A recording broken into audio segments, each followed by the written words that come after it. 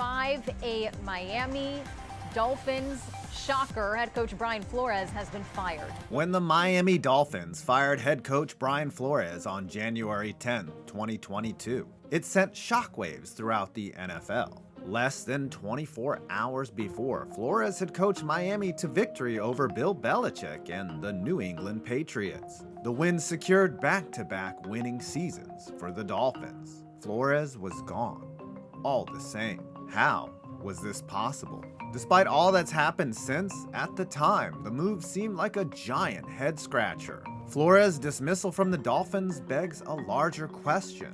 What gets a head coach fired in the first place? It's lazy to boil it down to wins and losses. Past success also seems to mean nothing. Super Bowl winners have been shown the door. Let's dig deeper. What gets a head coach fired in the NFL is coming up right after this.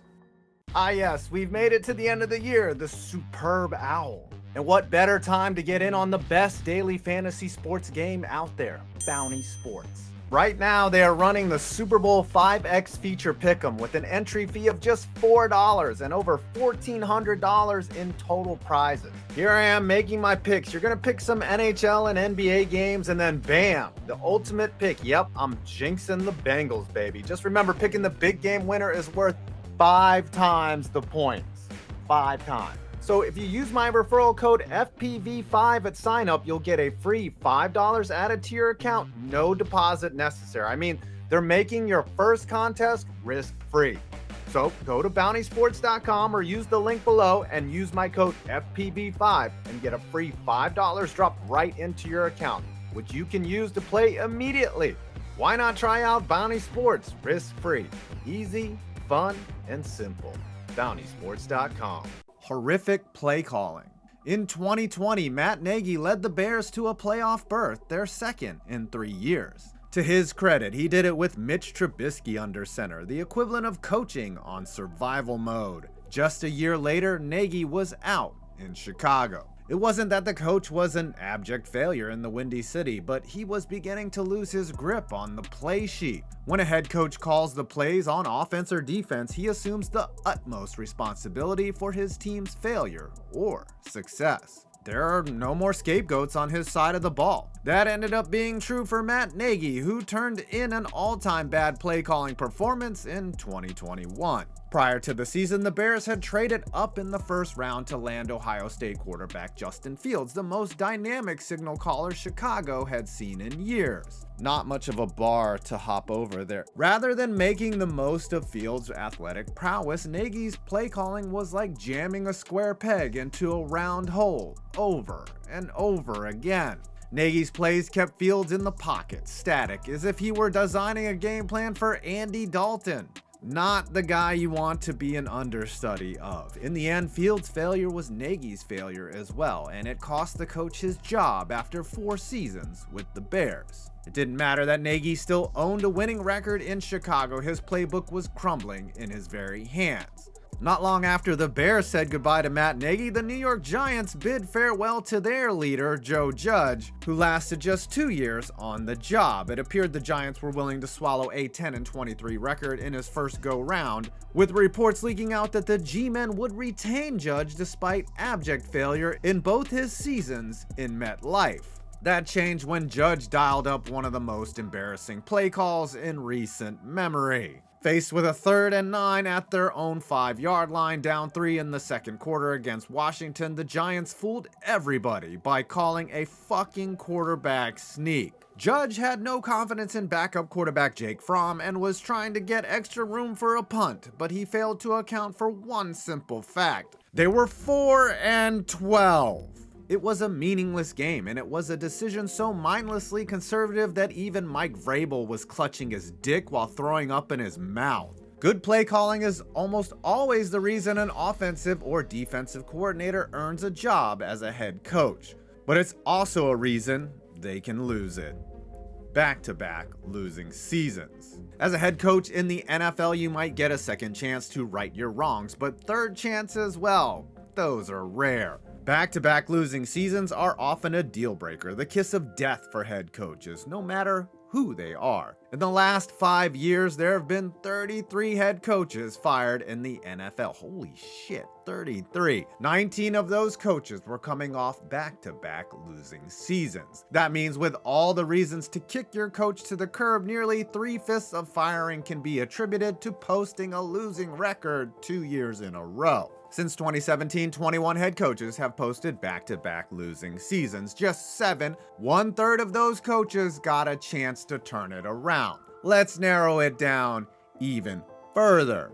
Out of those 7 coaches who kept their job after back-to-back losing seasons, only 2 of those coaches managed to post a winning record in the season after. Funnily enough, and funnily is not a word, both of those coaches took their teams to the Super Bowl. Kyle Shanahan in 2019 and Zach Taylor in 2021. If you look at the coaches who kept their jobs despite consecutive losing campaigns, a pattern tends to emerge. 5 of those head coaches lost their starting quarterbacks to injury in one of those 2 losing seasons. That includes Taylor and Shanahan. The others who kept their jobs with relatively healthy quarterbacks can be explained. Vic Fangio got some extra rope due to everyone else on the team getting injured in 2020. And John Gruden got to stick around because the Raiders were obligated to cash his checks for 10 fucking years. The results are clear. If you want to keep your job, avoid back-to-back losing seasons. It's the most common reason coaches get the axe. Success isn't everything. Jimmy Johnson and Jerry Jones were teammates on the 1964 National Championship winning Arkansas Razorbacks football team. 3 decades later, Johnson and Jones were back together winning championships, this time in Dallas. But once upon a drunken evening celebrating the second of their Super Bowl victories, tensions erupted. The 2 titans of the NFL spoke their true feelings, and instead of it ending in makeup sex, it ended with them parting ways. The famous last words for the dynamic Dallas duo? It happens to a lot of... Just kidding. A liquored up Jerry Jones told local reporters that he could have won the Super Bowl with 500 other coaches. It was a classic power struggle, and Jimmy Johnson lost. In a way, Jones was totally right. Barry Switzer took Johnson's place and won another title, the Cowboys' 3rd in 4 years. But, you know, Switzer won with Johnson's team, and the success didn't last beyond 1995. Doug Peterson has yet to achieve that same satisfaction. He was ousted after the 2020 season, just 3 years after he had guided the Philadelphia Eagles to their one and only Super Bowl win. Peterson, 5 years on the job, was the odd man out in a 3-way power struggle that included the head coach, quarterback Carson Wentz, who shouldn't say shit, and general manager Howie Roseman. In one final act of defiance, Peterson benched quarterback Jalen Hurts in a tight but meaningless Week 17 game against Washington. Philly lost in an obvious act of self-sabotage, and Doug Peterson was gone the next day. It's one thing to deliver a city a championship, but embarrassing the brass is a fireable offense. The San Diego Chargers were never better than when they were led by the late Marty Schottenheimer in 2006. The team went 14-2 in the regular season, earning the first seed in the AFC, and in signature Marty fashion, the team was upset in their first playoff game. Surely you can't fire a head coach after a 14-2 season, right? Wrong, the Chargers sent Marty packing. On the surface, it looked like the playoff disappointment was to blame. But behind the scenes, a vicious feud between Schottenheimer and GM AJ Smith had caused the split. The firings of Jimmy Johnson, Doug Peterson, and Marty Schottenheimer all proved one thing: no amount of success can fix a toxic situation. And finally, the last reason a coach gets fired in the NFL: missing on a QB. There's no greater death sentence for an NFL head coach than swinging and missing on the most important position in the game. There's a graveyard of coaches that died hitching their wagons to names like Ryan Leaf, Jamarcus Russell, Christian Ponder, and of course Paxton Lynch, who was so bad that he almost actually killed Gary Kubiak.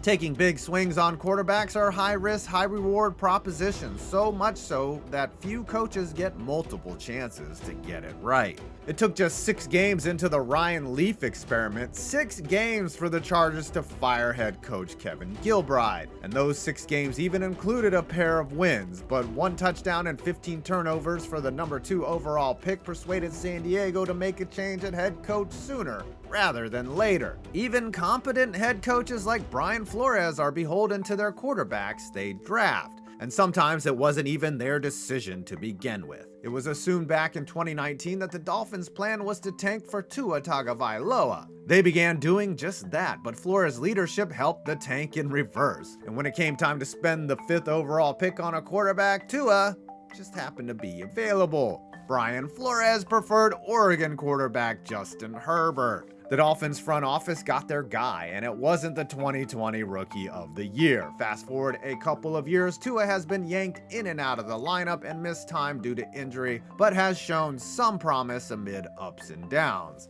He's certainly no Justin Herbert, though. At halftime of a Week 17 game where the Dolphins trailed the Titans 17-3, Flores reportedly told Tua that he should have drafted Mac Jones.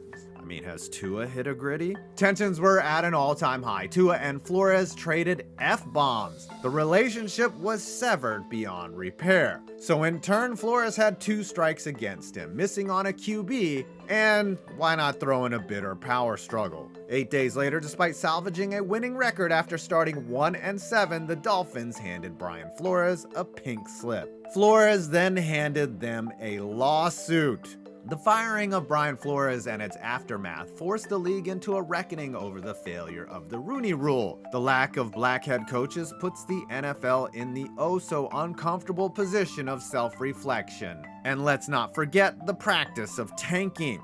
Lost in the war of words was the fact that while Flores had done everything else right, he had entrenched himself in the league's most toxic power struggle. His win-loss record became incidental. By his own admission, winning 5 games in 2019 was a mark against him, alleging that Dolphins owner Stephen Ross had offered him $100,000 per loss. What mattered was the crumbling relationship between coach and GM, between coach and owner, and between coach and quarterback. You can strip everything else away. Without harmony at the very top and without a working relationship with your peers. That's why a head coach gets fired in the NFL. Also, if he says really dumb shit in a press conference. Yeah, I just apologize to the team and staff and for being a distraction, just stupid. And so I explained everything that happened and owned it, and just stupid. Should not have myself in that kind of position. Well, I hope you enjoyed this video. Please leave a like, comment, or subscribe. I'm 5 Points Vids, and you made it to my next video.